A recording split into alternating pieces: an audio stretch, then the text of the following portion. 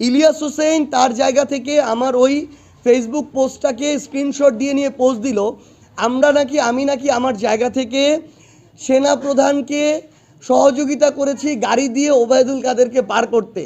মানে বাংলাদেশের বা একটা রাষ্ট্রের সেনাপ্রধানের এত আকাল অবস্থা এসেছে যে তাকে আমার গাড়ি দিয়ে সহযোগিতা করতে হয় তার একটা কাজের জন্য। এইরকম যদি একটা দেশের সেনাপ্রধানের অবস্থা হয় তাহলে তো তার গলায় দড়ি দেওয়া উচিত।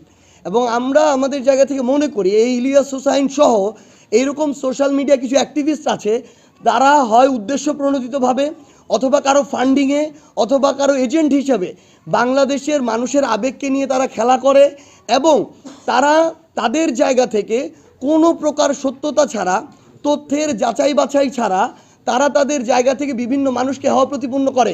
কারণ তাদেরকে তো আইনের আওতায় আনা যাচ্ছে না। আমরা তাদের অভ্যুত্থানের সময়কার বা পূর্ববর্তী যে কার্যক্রম ছিল সেগুলোর জন্য তাদের প্রতি আমাদের শ্রদ্ধা থাকবে, কিন্তু তারপরে যা করবে তাই করে তারা পার পেয়ে যেতে পারে না।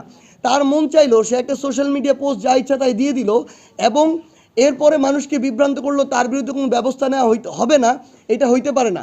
বরং আমরা মনে করি এই ধরনের যারা আছে উদ্দেশ্য প্রণোদিতভাবে মিথ্যা তথ্য দিয়ে, রাজনৈতিক হোক অন্যান্য কোনো উদ্দেশ্য হোক, এগুলো চারিতার্থ করতেছে এবং মানুষের সম্মানহানি করতেছে, তাদের শুধু সোশ্যাল মিডিয়া পেজ বা অ্যাকাউন্ট নয়, তাদের বিরুদ্ধে দেশে এবং দেশের বাইরে থাকুক তাদের বিরুদ্ধে ব্যবস্থা নেওয়া উচিত। কারণ তারা এই মিথ্যা প্রপাগান্ডাগুলো করতেছে যেটার কোনো সত্যতা নাই।